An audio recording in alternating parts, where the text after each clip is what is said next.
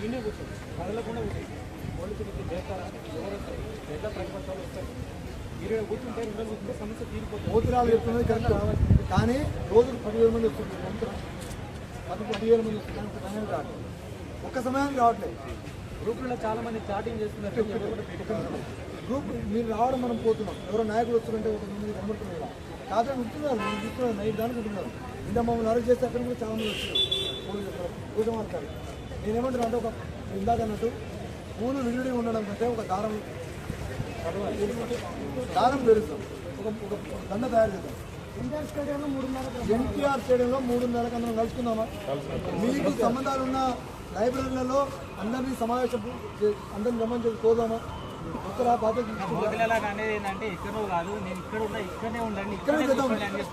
Action plan తయారు చేసుకొని మనం ప్లాన్ చేస్తున్నాం.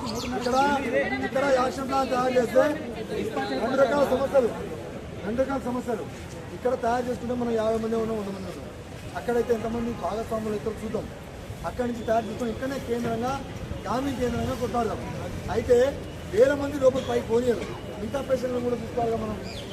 మనం పాపం పేదలు గ్రామాలకు వచ్చిన వాళ్ళు ఉన్నారు, మనలాగా వాళ్ళని ఇబ్బంది పెట్టదు. కాబట్టి ఏదైతే జయశంకర్ సార్ అవుతలే మనం ఏం చేస్తే బాగుంటుంది కార్యక్రమం తీసుకున్నాం. దశల వారీగా మనం కార్యక్రమం తీసుకుని టైం లేదు. ఆయన ఆరోగ్యం క్షీణిస్తే మనకు కూడా పాపం జరుగుతుంది. రేపటికన్నా గవర్నమెంట్ కనీసం స్పందించేటట్టుగా ఒక సీరియస్ యాక్షన్ ప్లాన్ను చిత్తశుద్ధితో తీసుకున్నాం. రాజకీయ పార్టీలు మాట్లాడే పద్ధతిలో కాదు. వస్తారు, వాళ్ళు ఉంటా అంటున్నారు, ఉండని థ్యాంక్స్. కానీ మీరు మీగా తీసుకోకపోతే ఇది మీ సమస్య, ఇది ఎవరో సమస్య కాదు, వచ్చిపోయే సమస్య కాదు, ఇది మీ సమస్య. కాబట్టి మీరు లైబ్రరీలు ఉన్నాయి కదా, స్టడీ హాల్స్ ఉన్నాయి కదా, ఇప్పుడు దయచేసి వెళ్ళి 3:30కు ఎన్టీఆర్ గార్డెన్లో, ఎన్టీఆర్ స్టేడియంలో, ఇందిరా పార్క్ పక్కన ఎన్టీఆర్ స్టేడియంలో 3:30కి ఎవరు వచ్చినా రాకుండా మనందరం వద్దామా కలుద్దామా? గ్రూప్లలో సెండ్ చేయండి.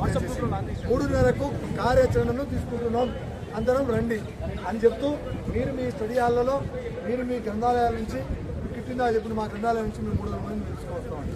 ఎంతమంది వస్తారో అంతమందికి రైటా? దయచేసి మీ అందరికి చేతులెత్తి, నా తమ్ముళ్ళైనా చెల్లెలైనా మీరు దీనికి నాయకత్వం ఎవరు వహించాలని నేను కోరుకుంటారు.